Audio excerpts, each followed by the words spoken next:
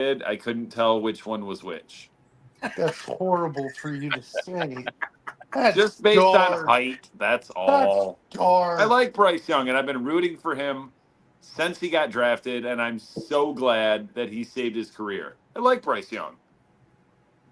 I'm okay. That's terrible. Like I said, only based upon height. Jamie. The Tracy Walker suspension, what do you think? Wait, Tracy who? Yeah. There you go.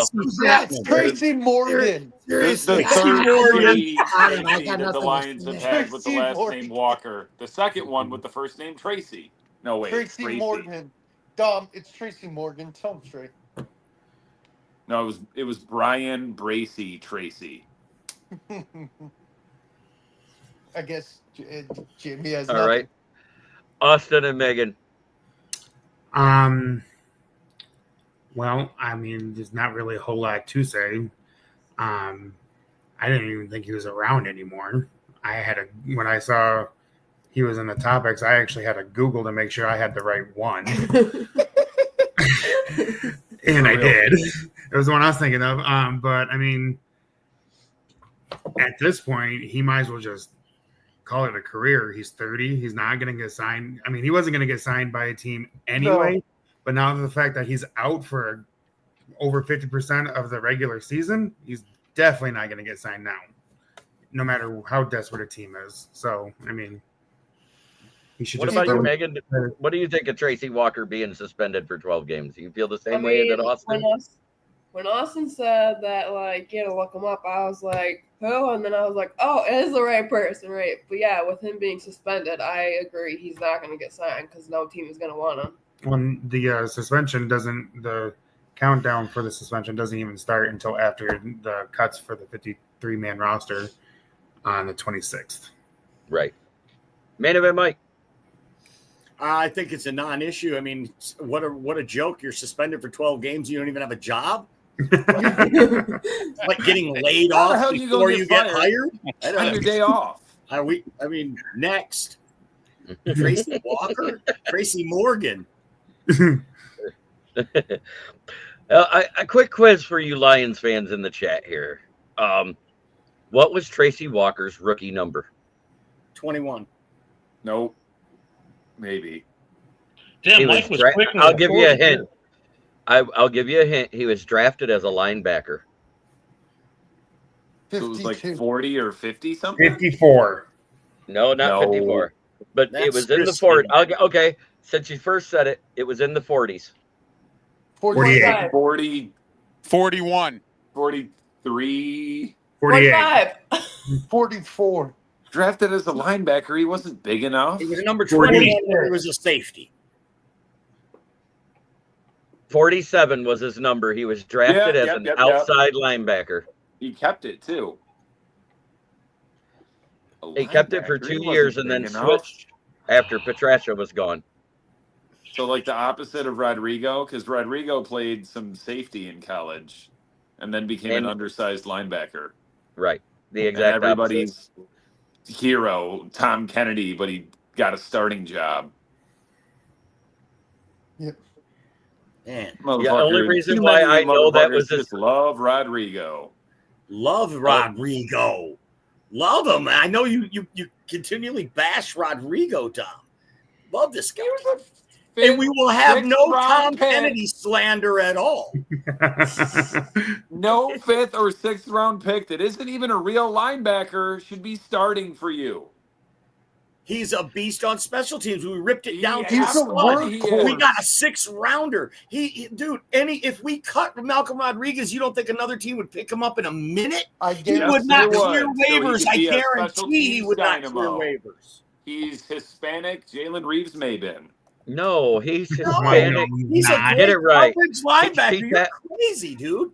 He was out. He played so much before he got hurt. He was playing great, covering backs out of the backfield, covering tight ends over the middle. He's big enough to cover the tight end, because our and he's small enough and fast enough to cover the running back unit for 20 years. As a depth linebacker, a 6th round pick that the fans love, you can't beat that guy. I'll tell you what. Just not a starter. Sure, You but wanna we know went what- down the studs. And as soon as we drafted guys and built the team up a little, he went right to the bench and jumped in his role. He's a great team player. I mean, that's why I don't understand why you don't love Rodrigo. I It's do. not that I don't love him. I just never loved him as a Dom. starter. Okay, Dom. I've been trying to talk for 5 minutes now. Go ahead. Sorry. All right. Rodrigo is Hispanic Zach Follett.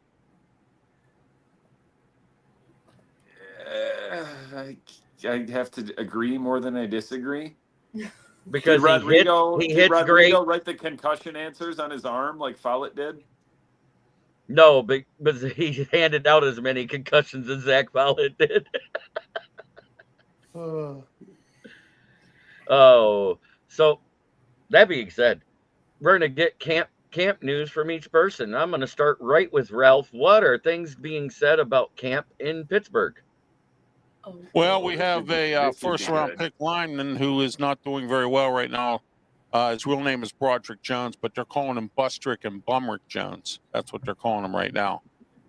So Will Howard is injured already. He's got a sore thumb. I don't know if it's as bad as what Ben's thumb was. Everybody made a big issue about Ben's thumb. And so we'll see what kind of questions they ask Mike Tomlin about Will Howard's thumb. So, I mean, but and I was at a couple of those Bill Cowher press conferences when they asked about Ben's thumb. So, I mean, but other than that, it's not going too bad. We're in our first preseason game is Saturday in Jacksonville, and we're going to find out exactly what we have right now because we have a lot of key free agents we signed, but we don't know what they can do here as compared to what they did there. So we'll see what happens. They have to get acclimated with the system, and we'll see what Aaron Rodgers does. And now we have to deal with Skylar Thompson because Will Howard is not going to be available, and Mason Rudolph will probably get the bulk of the snaps. I'm interested to see what Jacksonville looks like with Travis Hunter and Liam Cohen. That's my thing there. And can Trevor Lawrence with his third coach? I'm interested to see what he's going to do this year. This is his third coach, so let's see what he does. I mean, so. But as far as Steeler training camp goes, no real bad injuries except for Will Howard's thumb. And, Salomalu's out with one of our linemen with soft tissue problems. And so other than that, we're going to find out what happens. This offensive line is a little bit suspect right now. Can they protect Aaron Rodgers? We need to find out. And we'll see what goes on. I'm interested to see what our draft picks look like. That's where I'm looking at.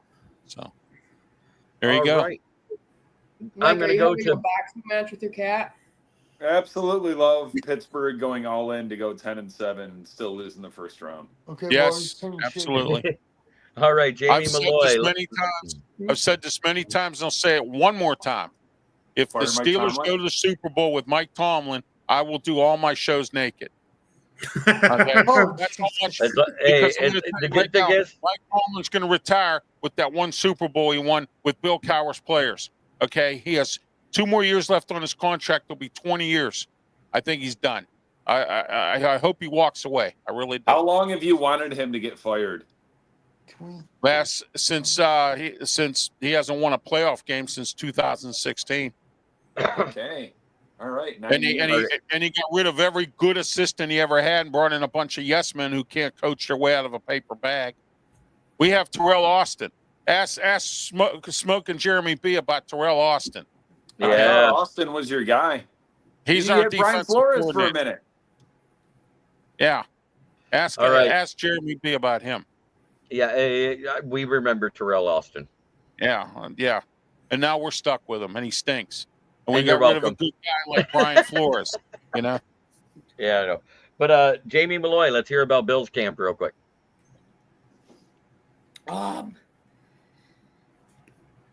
Not too much. It looks like Josh is still Josh. James Cook is holding in for his contract, but that gives Ray Davis some more reps. Keon Coleman looks like is breaking out in camp, which is good to see. We need to see some stuff out of him. But I think we're going to talk about Big Deion Walker, 6'7", 331-pound defensive tackle, a.k.a. the Dancing Bear, or the big guy with the big ballerina or the big guy with ballet shoes on his feet, they call him, because he's 6'7", 331 pounds, and most guys will just like thump their way to the quarterback in the D lineman, but he's so athletic at 6'7", he just goes like he's very light on his feet for a 6'7", 330-pound defensive tackle, and he's gonna hopefully help shore up the D line and the entire defense, which is what they upgraded on this year. I have a All question about the Bills. Fire away, Dom. Can you beat the Chiefs in the playoffs? I think this is the best year to I do don't it. believe you. I don't believe you. I think this might be the year, though. That's what I just said. Khalil I hope Shakir so. had an ankle injury too. I heard. Did you hear anything about that? I did hear about that. I take these camp injuries, unless they're out for the season, with a grain of salt now, because like I said, you have 17 games and less preseason games. But the only good thing about them getting hurt in the preseason, it heals quicker for game 2 or 3, but it heals quicker for the regular season. I like Keon Coleman as a late round wide receiver on my fantasy team this year. Go for it, dude. I Michigan would. State. He's going like 11th, He 12th didn't go round to in most Michigan drafts. State. I think that could be a Yes, the steal. fuck he did, Will. You said Michigan or Florida? Michigan State. He went to And then he went FSU to his Florida and last he year. transferred to Florida State. Transfer. Oh, okay. Sorry. Yeah. Couldn't All hear you. right. Well, let's hear your Panthers news. And then We I all know got the it. Dad. I'm sorry. I know, and we know the Pampers are full of shit. But anyways, go ahead. Not full of shit anymore. Come on, JB. They're getting better. So we did receive news that earlier this afternoon that J.C. Horn was in a car accident. Everything's okay. It was just rainy in uptown Charlotte and all around Charlotte today. No one got hurt. He wasn't speeding. He did have to get stitches and he sat out practice, but he's fine. No crazy other injuries. They looked really poor against the Browns in practice. There were 3 false start penalties, but on either Tuesday or Wednesday, Luther Ransom has been playing really well for us. Didn't J.C. Horn get the biggest corner contract of all time? I don't know why. He's a one-time Pro Bowler. I don't know. Son of former Saints wide receiver Joe Horn. He's Yeah. not. Yeah, I think it's his nephew. Yes. Nephew. Sorry, nephew. Yeah. But I've got to run. Thanks, All guys. right. Thanks, Will. So shout out your channel real quick. WVogs18, I do comic books, but I'm also here on Wednesdays and Fridays, most importantly. We like Chuba Hubbard. Yes, I do too. Y'all have a good one. Have a good one, Boggs. Thank I you. will. All right. Have a good 10 to one, Bears Will. fan. Let's hear about the Bears camp.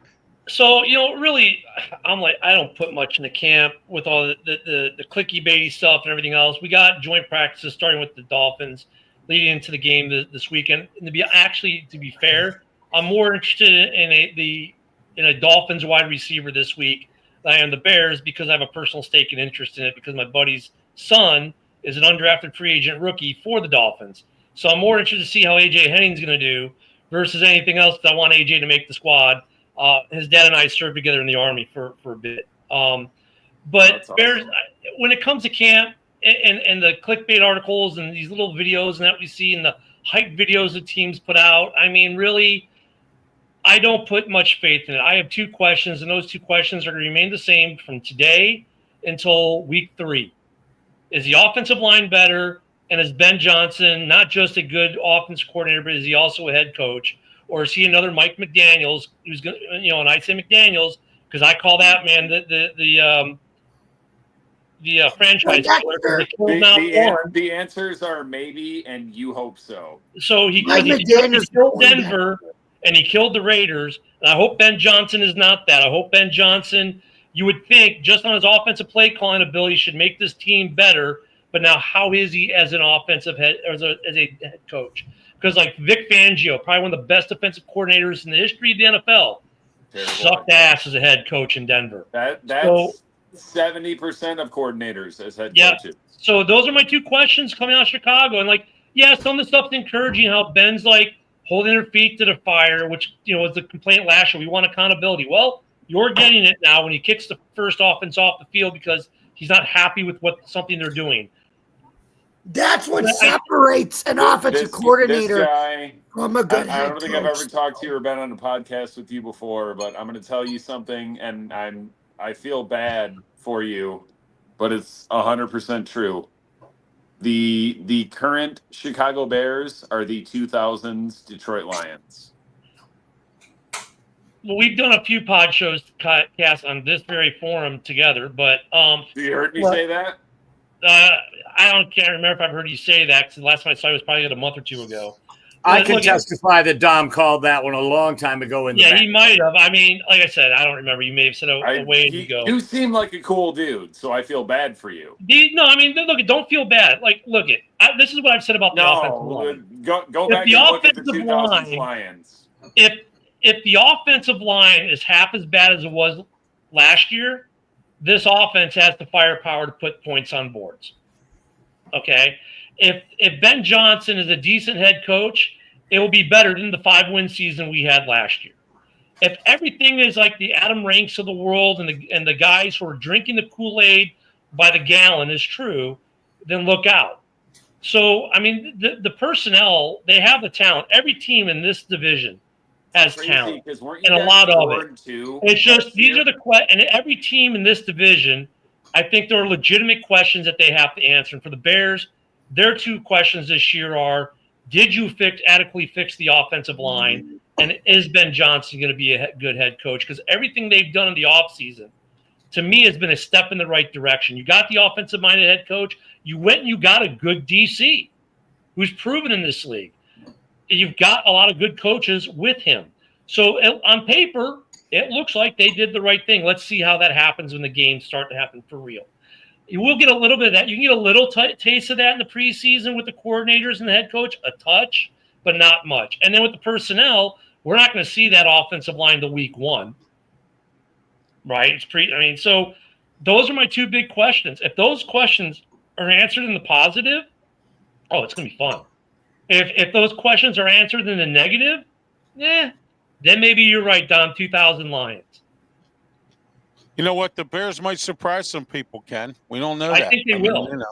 I believe they will too. Ben Johnson, I believe, could probably be a good head coach in this league. And we'll see what happens. And when Ralph, that's where I'm at. Take into account also the changes on the offensive line. They didn't just bring in some bums. No. That's Joe Tooney, True Dahlman, they didn't and bring in Jonah one Jackson, a former Pro Bowler himself. So, I mean, they made significant upgrades to the weakness of the team. And I think no one plays 12 personnel more than Ben Johnson, and drafting Colston Loveland fits right in there with Cole Kmet. And to Ralph's point, this team could be dangerous. And that's the thing. I don't want to, as a Bears fan, because last year I thought, man, this is a quarterback's wet dream coming into the season. Mike, remember me saying it, and ended up being a nightmare. 3 OCs and 2 head coaches later. He still had a solid rookie season with all of that, but you know what I mean? So I don't want to get too caught up in that. And because really, Ralph, I'm kind of with you. Like, for me, if that offensive line is half as bad as last year, notice I say half as bad.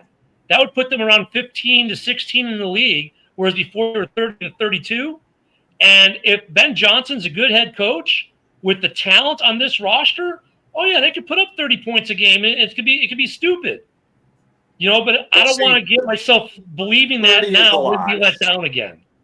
Well, see, the first thing that Ben Johnson did was go out and get a prominent defensive coordinator. Yep. When you're a new head coach like Ben Johnson is, you have to go out and get some quality assistants. You can't go out and get yes men or bums or whatever. You got to go out and get some guys, and I'm going to use Mike Tomlin guys. You got to go out and get some guys that are, really good coaches that have been in the league a long time. Dennis Allen, man, he's a good defensive coordinator. Stinks as a head coach. Good defensive coordinator. Bieniemy's your running backs coach, former head coach. He's a good coach as well. Never was a head coach. And then Randall Antonell, we know he's a good Randall, Randall now. absolutely. Yeah, well, you know what I'm saying. What I mean there. I mean, so when it comes to what I'm seeing at camp right now, I don't really process it as too good or too bad. I'm a little more indifferent because the clickbait media is so terrible. Like the video of Caleb and the throwing thing we talked about earlier in the very next session, his next turn on, everything was a laser dime. So, it's like, for me, the only things I want to see answered out of camp is, and I'm not going to see it because Jalen Johnson's out with whatever the injury. I'm thinking it's either a hamstring issue or a slight tear, whereas the Packers went and had their guy do surgery. Maybe the Bears are just sit and wait. I'm thinking it could be one of those. And I want to see Brisker, who said he had to retrain his entire nervous system to play after that concussion in week 5 last year. So that's like the only thing to take away from camp right now. That is good. That Brisker's out there playing and he's looking good. That's it. I don't have much else. We'll see more joint, and we'll see as preseason as far as the backups, because the whole Case Keenum and Secret Agent Man, fighting for backup, that's interesting. We actually do have a kicker competition right now, which I like, because Santos can't kick past 53. Kim can kick 55, 57. We'll see how that pans out. I'm happy to at least see the Bears bring someone in to push Santos, because I do like Santos, but I'm happy to see that. And we actually have an honest-to-God position battle at left tackle. They're saying that Kieran is the most improved guy on the roster from last year. Braxton, we didn't expect him to be back at camp. He's been there all of camp. And then you got Ozzie. So I want to see how that progresses, but that's about it. And what's up, Go Pack Go? Good to see you. Hey, good to see you, Vinny. If JJ McCarthy sucks this year, the Bears will finally climb out of last place. I'm doubling down on my prediction from last year, which says Lions win the division by 1 game or a tiebreaker over probably Green Bay, maybe Minnesota, and then whoever sucks in last, maybe Minnesota, maybe Chicago. Look, it's sucking in last place in this division. I'm not going to disagree with you on this, but I'll say this. Sucking and being in last place in this division with the rosters that are in this division could be 8 or 9 wins. Yeah. I think separation between first and last is going to be 3 games. Yeah. 4 tops. But I said that last year. Some of these teams have to get lucky, and sometimes it's better to be lucky than good. I mean, if some of these teams get lucky, other team has an injury or bad injuries. I mean, look at Detroit. They had injuries going into the playoffs, and they ended up losing. So I mean, things like that could happen, and the Bears could get lucky this year. Minnesota could get lucky, but we'll see. Yeah, for me, it's like flip a quarter. Who's going to win the division and flip a quarter? Who's going to be in last place? Dude, go flip a quarter. Yeah, how many games did the Bears lose last year where there was on the last player, it was, right there within 1 score? I mean, if some of those go their way last year. Between good teams and bad teams. Yeah, but I mean, a lot. And look at what Mike is saying, though, that was with the shitty coaching. I mean, the Bears went through 3 offensive coordinators, 2 head coaches. And then you have Mike this year. Like, look, even when we're on head coach number 2, office coordinator number 3, we beat the Packers, and we still end up in close games. So Mike is right. It's like, they were 4-2 going into the game, the Hail Mary game. They were 4-2 going into that game. If that game ends differently and the Bears win that, how different is that season last year? And could Eberflus still be the coach? Who knows? But everything unraveled after that game for sure, Mike. It did unravel after that game for sure in epic proportions. And that's that luck thing, though, too. You get an unlucky play like that, and look how it changes the trajectory of your season. And conversely, look at Washington gets that lucky Hail Mary play, and look how their season changed. Exactly. It's better to be lucky than good. Washington's sometimes actually good because they drafted the good quarterback. Ooh. And they have a good offensive coordinator in Cliff Kingsbury, too. Yeah. And look, and Dom, I've made this argument too. If you had flip-flopped that and Caleb went to Washington, I think Caleb would be the talk of the bell of the ball right now. And everyone going, hey, Chicago, everyone told you he should have gone number 1. Why don't you take him number 1? They were, with both those guys, you're damned if you do, damned if you don't. They're both are Heisman Trophy guys. They're both going to be in the league a while, and they're going to be a story. And they're going to be a story for years together until one of them either completely busts out or they're just going to be like this story where at the end of their career, well, Jaden got 2 and Caleb got 1 or something like that's going to happen. But if the Bears had drafted Jaden at 1 and Caleb at 2, then everyone would be like, oh, you guys fucked up. You should have taken Caleb at 1 like everyone told you should. Well, here, I got something for you, Ken. You know why the Steelers took Kenny Pickett? I don't know if you heard this story. Yeah, you told us last week. Because he's because of Dan Marino. They didn't want the Dan Marino heartache of everyone screaming and hollering. Why didn't you draft Dan Marino? Because Dan Marino could have took us to it, but we would have about 10 Super Bowls if Dan Marino was our quarterback. Okay, and that's why they took Kenny Pickett, because they didn't want to hear the Dan Marino squawking. And that was the historically worst quarterback draft year of all time. Yes, it was. Yes, exactly. Yeah. Well, we could have waited and still got Kenny Pickett. But 2 Pittsburgh, that's an interesting story, though. 2 Pitt quarterbacks right there. I mean, they train in the same facility and everything. They knew Kenny Pickett really well. And it's not like the Steelers to draft a quarterback in the first round at all. So that was a big shocker in itself. But yes. Yeah, we're going to find out what Kenny smaller hands than Jared Goff. Offense. That's what we're going to find out. It's interesting. Like Ryan's question, do you expect the Packers to be better this year? Well, of all the teams in the North, they're the most static. They had the least amount of high-end turnover in the division. So you expect them to at least maintain. But look, they're a team with questions too. Is their quarterback worth $55 million a year? He wasn't last year. He better show that he was this year. And they did draft a receiver in the first round. Ken, on the last show I was on earlier at 9 o'clock on the 9 o'clock show I'm on. We just had that discussion. Is Jordan Love worth that kind of money? This is the year. Historically, your third-year starting is when you're going to show whether you're worth it. He needs to show that this year. And look, they did do something they haven't done in 2 decades in Green Bay. Drafted a receiver in the first round. How good is Golden? Some say he's he was the best. Some say he's the second best. Some say he was the third best. Opinions are like, everyone's got one when it comes to that, right? So we'll see. But they are the most static in terms of high-end turnover. They didn't lose a bunch of coaches. They kept the same starting quarterback. I mean, they are the consistent team in the division, but they have questions, and that is, how good is Jordan Love? Is he worth $55 million? Is he a true franchise guy that's going to carry him? And what's the answer after Josh Jacobs if he should get hurt? Because last year was good. He did it. But what's their backup plans? And is take a true number one, or are they just happy they drafted the guy in the first round regardless? And let's not forget, last year, the one thing they didn't address this year, and they should have, was their pass rush. Last year, they had the worst pass rush in the league. They did. Yes. So by not improving the pass rush, does that secondary get better with losing Jair Alexander? I don't see how it does. Look, I was on a Packers show before I jumped on here. I just happened to be on there. And they are excited about Dontavian Wicks transitioning from wide receiver to cornerback. And they are just praising it. I'm thinking, Jair Alexander was a Pro Bowl corner, and you're replacing him with a 4th-string wide receiver. I mean, I get these guys are top-flight athletes, and they could probably learn a new position, right?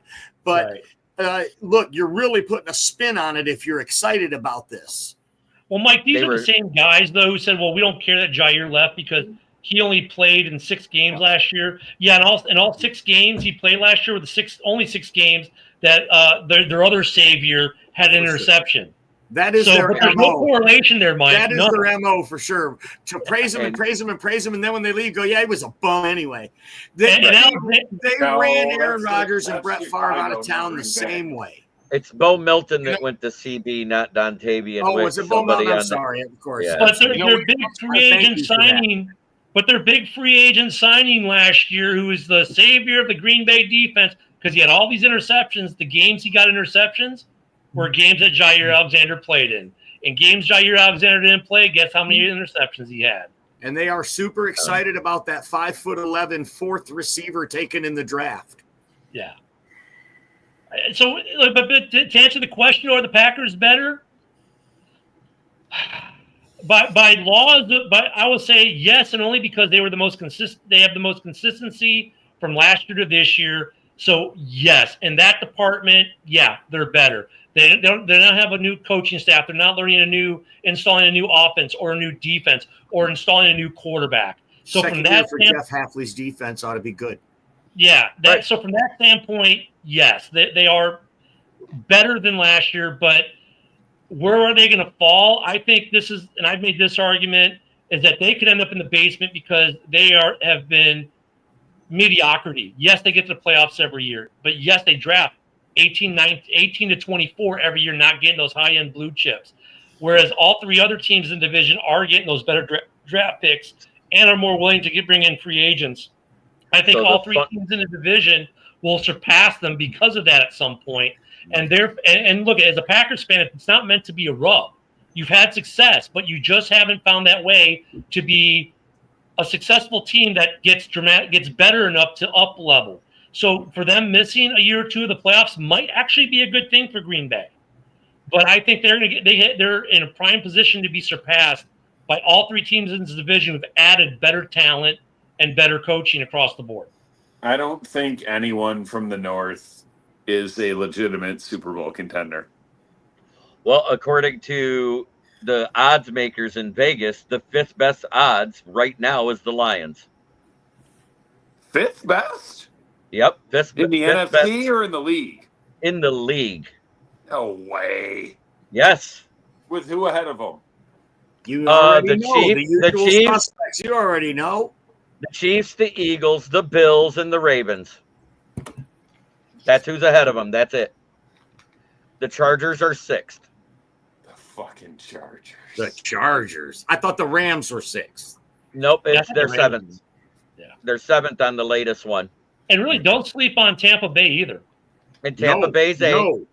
Yeah. Tampa Bay's eighth. And I'm trying to remember who was Broncos, ninth. Too. Yeah, the Broncos were ninth. And then, nobody can dispute that Joe Burrow in that offense. And then the Packers were 10th. Yep. That's where it ended. The question with Cincinnati is their offensive line. You know, they got blown away in the Super Bowl because they have a poor offensive line. They're very bad at drafting offensive linemen. And Burrow's going to get killed if they don't get a decent. It's not even that they're bad at it; they just don't do it. No, but they can go sign another tight end. You know, it's like, and they have no defense. So they're right now their theme and Cincy is yes, Joe is going to put up 40, and we're going to hope that the defense can limit you to 35. I swear that's what their thought process in Cincinnati must be. I'm pretty sure they set some sort of record last year for the number of times they put up like 30 plus they points. Did. Yeah. Burrow had like 3 or 4 games in a row like that. They should have still made the playoffs, but they because of how their season went by scoring that many points, but they gave up almost as many points every game. The defense, the only thing they won 9 games on was the games where Trey Hendrickson had 3+ sacks. Go look. Yeah, so, when he was out of the game, Jeremy, or he wasn't, he was having a bad game or something, they stunk. I mean, their defense is and terrible. That's why they needed the Broncos to get beat by the Chiefs in Week 18 in order for them to win in Week 18 to get in. Losing Jesse Bates was huge for them. I don't think that gets understated a lot. That was a huge loss to that defense. That was their identity.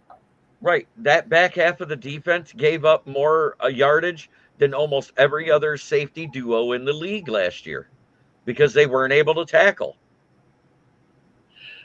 I don't know if I agree with Ryan's take there. Tampa has Baker. They're stuck with mediocrity. I mean, look at Baker Mayfield. I said this the other day. I think it was last night on open mic for Driving the Top.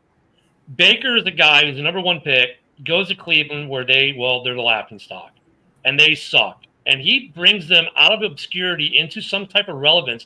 Even so, it's where he's doing TV commercials as in Cleveland. You got national TV commercials with your team's quarterback. They win a playoff game. And then they do this whole Deshaun Watson bullshit. And destroyed his ego, destroyed his whatever you want to call it, until Tampa said, "You're our guy." And who did they hire that year that they got Baker Mayfield to squirt his QB juice all over him? To be their offensive coordinator and their quarterbacks coach. Dave Canellis is a good coach at that. He was good in Seattle. and he was good down in Tampa. He got Baker moving, and then Liam Cohen picked up where he left off. And the So- proof of that was Geno Smith that same year. The Yes. Seattle Yes. Geno And he Smith's got play that contract, degraded without Dave Canales there. Right, you're exactly correct. And now he's got a big contract again down in, Yep. with the Raiders. So I definitely would call. Yeah, and Dabrowski throws up those stats from last year. Baker's not mediocrity. Yeah, I know.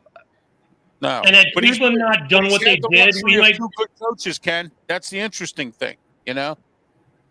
Yep. Well, I mean, Ralph, what do you think what Cleveland would be like if they had not done what they did? If they would have stuck with Baker, we might be talking about them being perennial favorites to be in the Super Bowl. Yes, absolutely. And you know what? They've made mistakes on quarterbacks for years. Tim Couch. I mean, how far back do we need to go? I mean, you know, Tim Couch right there is the biggest bust of them all when it comes to the Cleveland Browns. You know, they can't find their way out of a paper bag. And I think this is it for Stefanski, I think, after this year. I feel sorry for Stefanski because from everyone I do too. He's a good coach, but it's just, great coach. Yeah. The rest of their roster has been really good for several years. And now it's time to go. Legit. Now it's time to go over the last team that we haven't talked, because it's the one where we have the most fans, because I wanted everybody else to get their camp news out, and that's the Lions.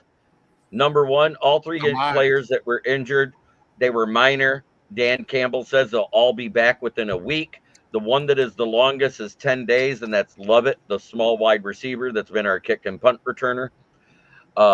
The other big news is that working with the first team, instead of Tim Patrick at the 3, it's Isaac Tesla.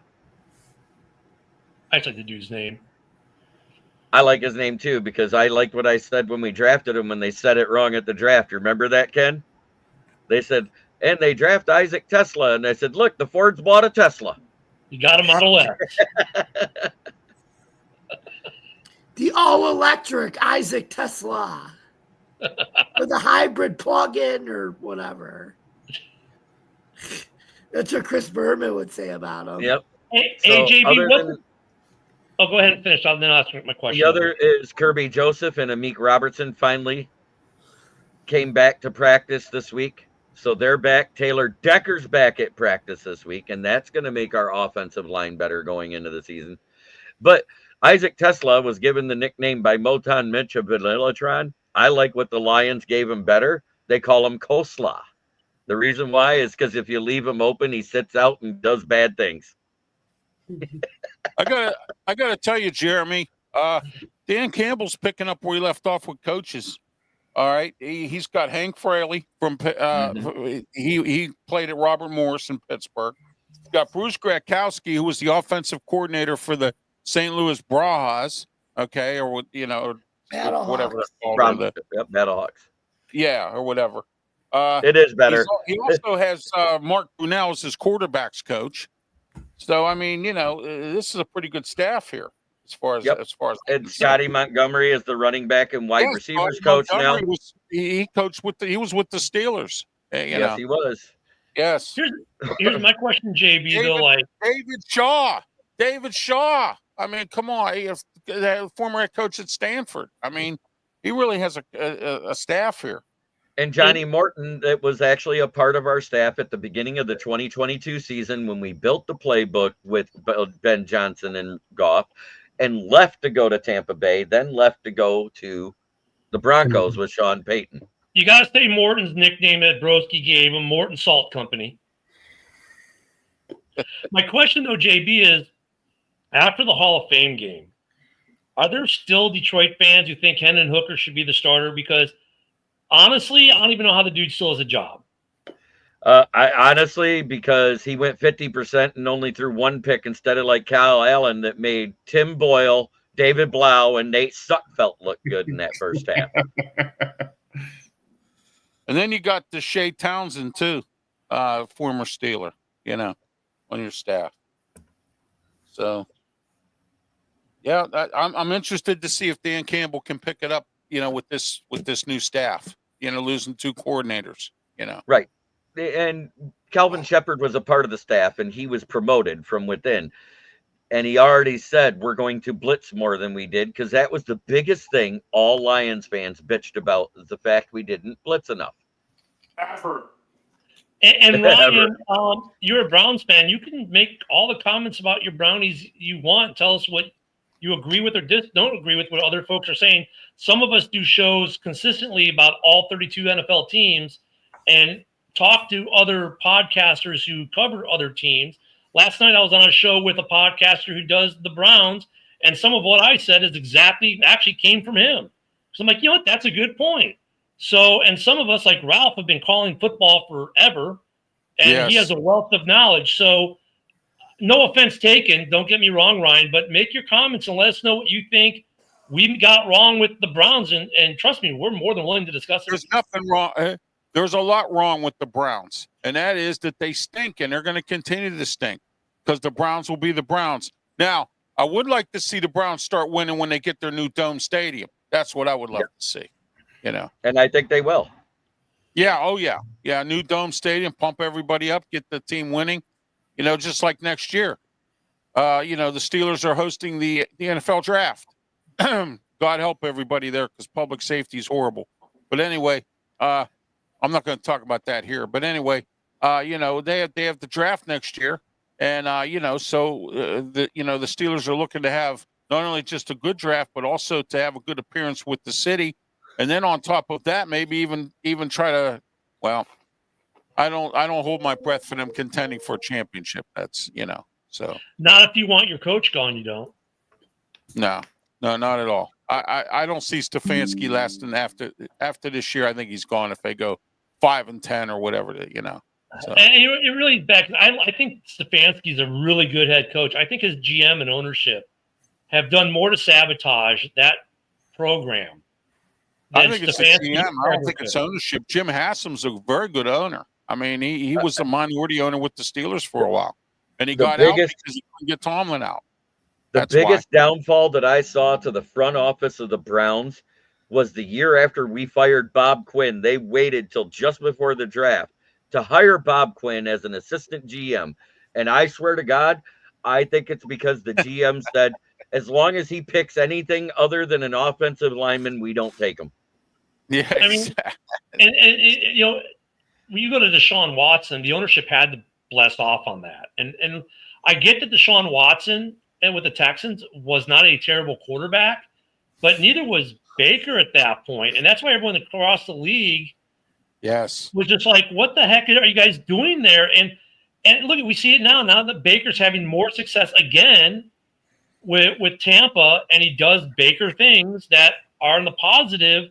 And like, honestly, if Baker stayed in the Browns, I think with that defense and Baker at quarterback, I think that Browns team is a perennial playoff team, and we might have even been talking Super Bowl at this point about them. Versus Deshaun Watson was overkill, because even if Deshaun Watson was as good as he was for that 1 year with the Texans, the Browns' success was based on Nick Chubb and defense. You didn't need Deshaun Watson. You would have been just fine with Baker. And with after you did the money and everything, the circus that came to town, you set your team back 3, 4, 5 years easy. And I agree with what Ryan said right here. Stefanski is actually safe. I think the GM is not. Yeah, I would agree with that too, but at the same time, if the GM comes in and doesn't agree with Stefanski's scheme, they want their own coach. They'll want their own coach. That's how that works. A new GM always wants their own coach. That's the Bears. College team always and their own quarterback. And their own quarterback. But they do have a lot of picks for next year too, because of that trade that they made, trading the number 2 pick. Yeah, I mean, I guess there is a possibility if the new GM just really digs Stefanski. Sure, there is that possibility. That's a rarity. But even look at Chicago, like Poles. Finally, this is his head coach this year. A lot of people go, oh, but Lieberflus. No, he was given a list of 3 people, and they said, here, hire one of these 3 that we have vetted and interviewed. And oh, by the way, you have 12 hours to give us an answer, so you can sign the contract, and we have a press conference. So, I mean, there's a lot of argument. That's the other part. Poles didn't even want Flus back last year. Stefanski's got an uphill battle, even with the new GM. Even if I'm the incoming GM and I like Stefanski, The first time we have a disagreement, that's boom, you're gone. See ya. It's just exactly. Yeah, they want their own guy, and it's unfortunate for Stefanski because even watching him on Hard Knocks, I think the players respond well to him. I think he's a really good head coach, and he doesn't blow shit out of proportion. he just has a bad front office. It's as simple as that. I've said this many times: scouting, front office, and coaching. If you don't have any of the three of them, you're done. I mean, it's as simple as that. Make Stefanski the GM. What if you make Stefanski the GM? Front office. Yeah. Then Stefanski would know it's safe. That doesn't work unless you're Bill Belichick and you've signed a blood oath with Satan. Yeah, it's just I feel bad for Stefanski, but look, I think if Stefanski gets fired in that situation, that guy has a head coaching job as soon as he wants. Hey, I'll tell you what, we do have an understanding. We both have the same problem. We both have not been in or won a Super Bowl. Yeah. So. And Ryan's last comment, I totally believe in. And even non-Lions or non-Browns fans, I like Stefanski. As a Bears fan, I think he's a great head coach. And last year, when we knew after we fired Eberflus at midseason, I think Broski can attest to this. I think JB can attest to this. I said I was hoping you guys would fire Stefanski because he was a guy I wouldn't mind the Bears firing. Like, let the Brownies mess up and let the Bears get. Yeah, you fired Eberflus. And then you didn't fire Poles, and then you gave him an extension. Well, yeah, because now he's married to his head coach, because this is his head coach, whereas Eberflus wasn't. But I was saying last year, trying to keep this about the Browns, not the Bears, that I was hoping last year the Browns would fire Stefanski so Poles could hire him. I was hoping Stefanski would be the next head coach of the Bears at one point there. I was salivating over that. You said that the week, and I told you, I said, I remember after that Thanksgiving Day game, I said, you watch before Tuesday, Eberflush will be fired. Hey, I had 105 years of Bears history backing me up that they'd never, ever in their history had done that. So I don't feel bad about saying, hey, they'll wait to the end of the season. But they set a new trend, which is great. At this point in time, that's not a good thing. Again, 2000s Lions. Okay. At any point, I still like Stefanski, and I was hoping the Brownies would mess up and fire him. And because it's the only time not only in my fandom or viewing life, the only time in our franchise history we've had the same GM, head coach, and starting quarterback for 5 years is right now. And that's the only thing I said when we hired Campbell and Holmes and traded for Goff. I said, I hope they're all still here in 5 years. Here's the crazy thing. As good as the Lions have been since Dan Campbell's been here, who's the only team with the winning record against us right now? Or 500 or better? Is it? I don't want to say. No, it's not Minnesota, is it? It's not Minnesota. It's no not the Packers. Division. It's the Bears. The Bears are 500 versus the Lions since Dan Campbell been here. Wow. Oh, really? 19. Right, because remember they beat us twice in our first year here. Then they won one, and they won one a year for 2 years in a row. And last year they got the golden sombrero that we threw everybody in. And Dom, to be fair, with the you mentioned the Poles extension, it marries him to Johnson, and it marries both of them to Caleb. And much like Justin Fields, now you have a first-round quarterback in year 2 coming into a minimally a new GM, but a new head coach, I get that, but now that all three are married, and I think all three either will sink or swim together. So if Caleb ends up going, I think they all go. And I predicted it when he got drafted. I don't think Caleb Williams lasts in Chicago to fulfill his rookie contract.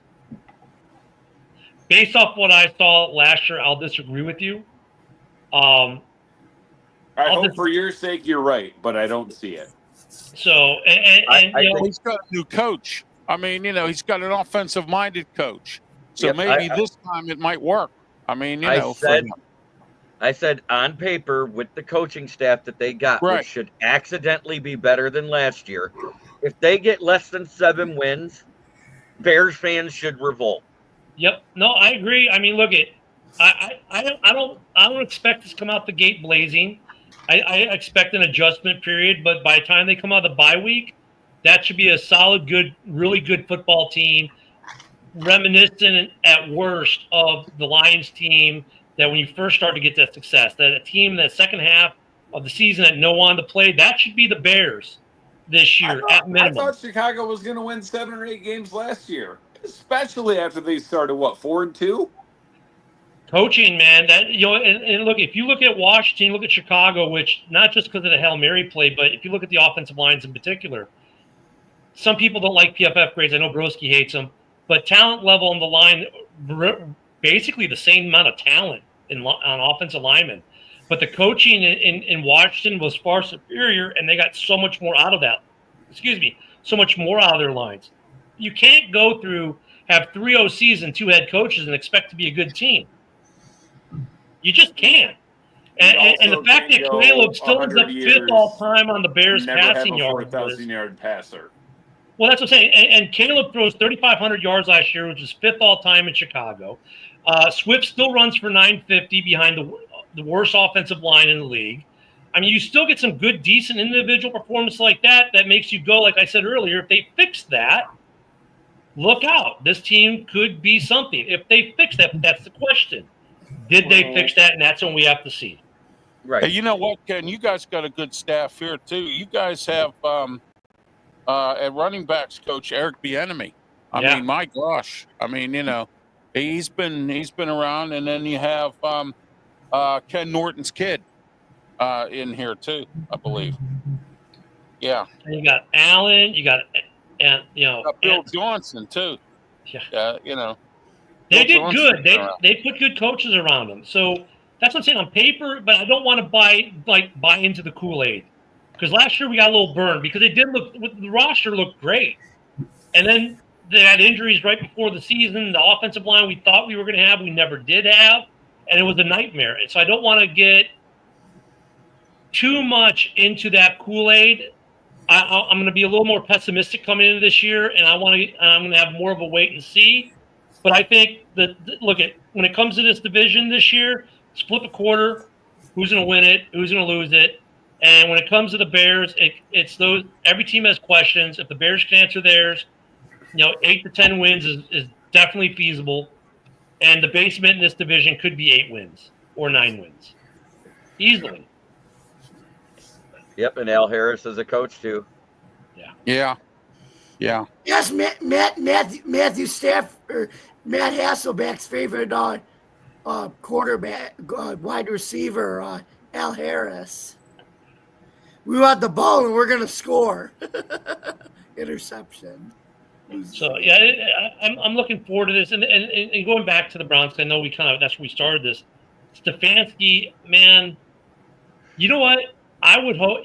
I like what's his name down there in Miami. The other McDaniel. Yeah, Poindexter, yes. I love his press conferences. I love the dude, but in a way, if him and Stefanski get fired, I could see them just switching jobs. Well, either switching jobs or they're going to be an offensive coordinator somewhere. You know what I mean? Because they're good offensive minds. Usually, unless they're absolutely phenomenal when they came into where they're at. And let's face it, I think Mike McDaniels has done a good job with what he has there, but he hasn't done enough. Right. He hasn't done to satisfy ownership. That's and I think the GM has hampered Kevin Stefanski. Yep. Well, I'll tell you a good one here. Years ago, they said Cordell Stewart was going to make Bill Cowher's career. Well, guess what? Tua's going to make Mike McDaniel's career. Okay, because Tua's hurt every year.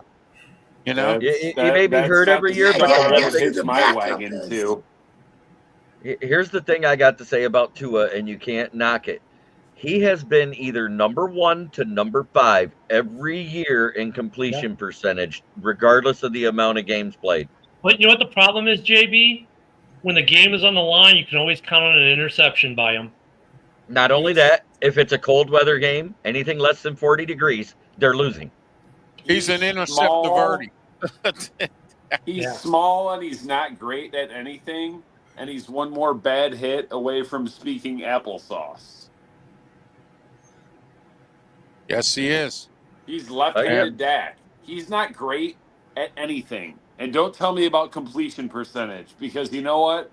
Sam Bradford once held the NFL single-season record for completion percentage. So I don't want to hear it. That's been beat more times than a redheaded stepchild. God, Sam Bradford, geez, which further proves it means nothing. And fuck you, Sam Bradford, for staying in college an extra year because he didn't want to be a Lion. Because you know what? Didn't want you anyways. Wow. Didn't we draft Stafford the next year? No, we drafted him the year before because Sam Bradford went back to school instead of coming out that year. Oh, so that year. Yep. No, wait. Yes. Somebody look it up. No, trust me, it's right. Sam Bradford was drafted the year after or 2 years after Matt Sam Stafford. Bradford was 2010. Stafford was 09. So the next year. That's what I said. You know what, Ralph? I want this for Ralph. I hope that your prediction on the Steelers holds true, and the coach, who I will not name, leaves after 20 years, and Stefanski can hold on for this year, next year, and they fire him, and then he goes to the Steelers and also wins the Super Bowl. That could happen. I mean, it really could happen. You know, I'd like to see T.J. Watt get a Super Bowl, but I don't think he's going to get one with Mike Tomlin. I'd like to see Cam Hayward get a ring. It's not going to happen with Mike Tomlin. I'll tell you what. Like George Zimmer said at the Men's Warehouse, I guarantee it. You're going to like the way you look. I guarantee I guarantee it. Yeah. All right. I'm going to start with Ralph. Go ahead and announce your channel and tell everybody where they can find you. Well, you can find me on YouTube, Facebook. I'm on Twitch, Twitter X, and I'm also on the Kick Network. And also I'm on Tumblr and LinkedIn. And also I have 2 radio shows on Saturday on 1250 a.m. The Answer in Pittsburgh. You can listen online at 1250 theanswerpgh.com. And I also have over 2,000 subscribers on my YouTube channel, and I'd like to get 3,000 by the end of the year, but we'll see what happens. And my Twitter page is starting to pop a little bit as well. So, and thank you. Follow and subscribe. All right. I'm going to let Ken talk about his show that comes on usually preceding mine every day at 11 a.m. Eastern, 10 a.m. Central. Go ahead, Ken. Yeah, because JB and I are on the same network, but you can get me at Ken the Bear Fan on X, where you can watch all of the shows I'm on and all the shows JB is on, because we're on the same network. It's wonderful how that works. Every morning at Monday through Friday, 10 a.m. Central to 11 a.m. Ken and Ken with JB right after. Then Wednesday nights from 7 p.m. to 8 p.m. right before this show, go figure, Hallis Hall. And then Hallis Hall Sundays, your pregame destination, starting at 11 a.m. Central, right before kickoff at noon Central. And you can get that on Ken the Bear Fan on X, also Ken the Bear Fan on YouTube. Plus, you can go to the Huddle Sports on YouTube, Facebook, the Huddle Sports app on Roku and Fire TV. Of course, on JB's Knee Biting, well, he'll give you the proper Knee Biting name of the YouTube channel, because JB and I are pretty much on the same, so much on the same channels that I'm starting to wonder if he's living in my guest room. But he can if he wants to, if I ever had it. Or he's in mine when it's in summertime, because he won't come up here in the middle of winter. No. So definitely go give a like and subscribe on all those. The X account right now is I was climbing up to that 9K mark, going to make that march back. It's mostly all sports podcasts now. And also you can find JB and I every so often with the To the Top guys. Driving to the top guys. There you go. I brain farted. Driving to the Top guys. A lot of their stuff is on our pages. And you can find JB and I. They're usually on Tuesday nights for their open mic. Where next week, and I'll give a preview so you can come watch JB and I and Jamie missed last night. So next week, we're going to start previewing divisions, and we're starting with the AFC North. So we're going to have some fun there. So you can catch JB and I get in all kinds of trouble across the platforms of podcast infamy. There we go. Well, if you need me to come on, I'm not hard to find. And if I can do it, I'll be on. But yeah, anytime, brother. All right. Dom, go ahead and shout yourself out. Let me see. Still a The sideline Gauntlet sports, right? is finally coming back. Probably 2 weeks from now on YouTube, Facebook, all that. Sideline Sports. That's about it. Okay. My Facebook page. You can find me ranting and raving about a number of things. Dom DeRubis, Facebook. I pop in on JB shows when I can because we've been doing this for how many years? 4th year. Yeah, 4 years. Yeah, 5th year. Season 5th year 5, for episode sideline, 1 right? of the Gauntlet. 2 weeks from now. Yeah, that's it. All right. And last but not least, Austin and Megan, before we let Jamie take over before I end the show, talk about your new channel that you got coming up. I got a YouTube channel trying to get off the ground. It's called Hacked In Fantasy Sports Talk. Planning on having one of my JB shows, streaming that live on my channel as well to gain some traction. Mainly just I'm going to talk about football, NFL news, fantasy, all that fun stuff. So yeah, excited to get it going. All right. And Jamie Malloy, beat writer for the Stadium Rant and Fortball.com. Go ahead. Tell all your credentials. As well. Thank you very much, Jeremy. So you guys can follow me, yours truly, at Bill's Chat 1 at Bill's Mafia Chat. And also at Jamie Malloy, the Unbiased Journalist, at DJ Dog Tags on X, the Fortball.com and StadiumRant.com, where I write about all sports. Then you can catch me Tuesday nights right now at 9:00 p.m. where Ken and all the other guys at Drive to the Top Productions do Open Sports Night. And if you want to see a recap of probably one of the most R-rated rants that I've ever went on last night, you can catch that on YouTube. So it was epic, and so yeah. Hey Jamie, can I say this real quick? If you ever talk to Jamie, let me say one thing you don't tell him: that you're a Bill Belichick fan, and that's all I'm going to say about that. However good of a R-rated Bills rant you have, I've got a better one, my boy Brad. Okay. Anyway, and then you can catch Joe Dalio and I the hour before at 8:00 when we start season 3 premiere of the Buffalo Sports Conversation room on Tuesday, July 26th at Drive to the Top Productions.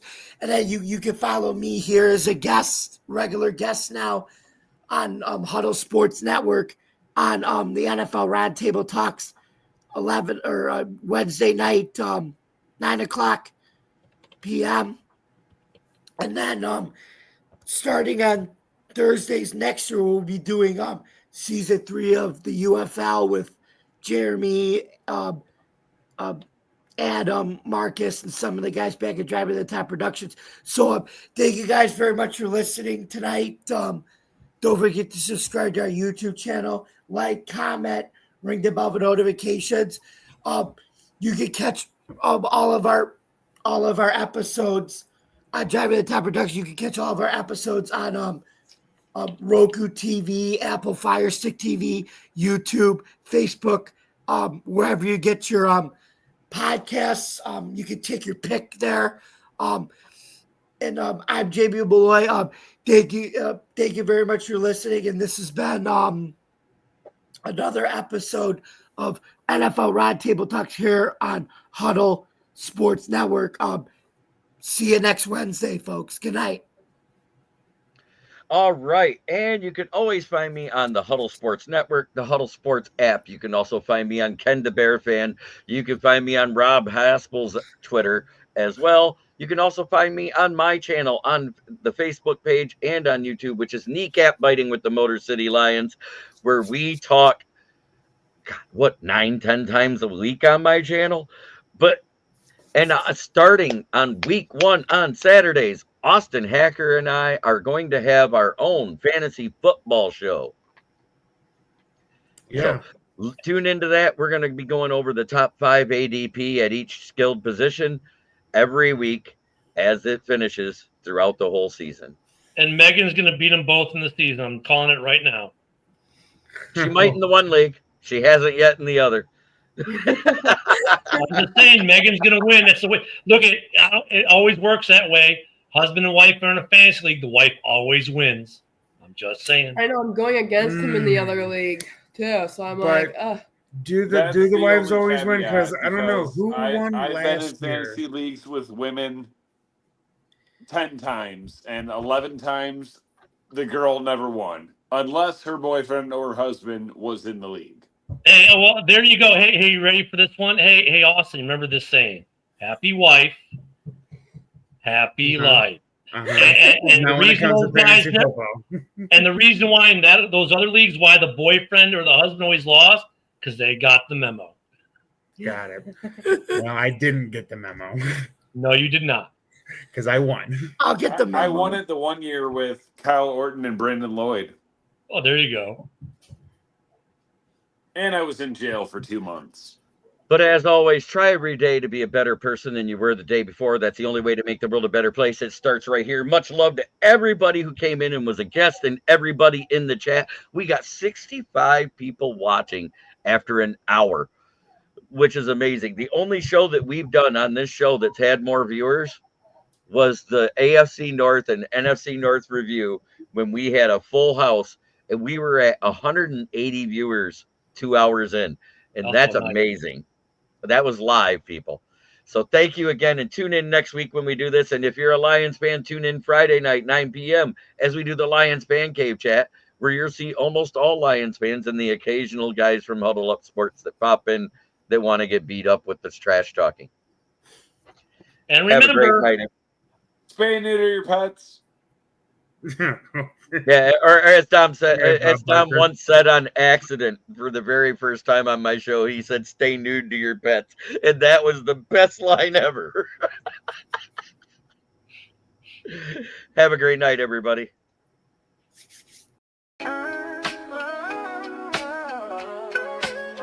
Yeah, yo, it's game time. Ain't no messing around. Huddle Sports Network, the best in town. From NFL rumors to the latest trends, we got all your sports. Just tune in, my friends. Catch us on Roku, Fire Stick, take your pick. Facebook, YouTube, where the action's slick.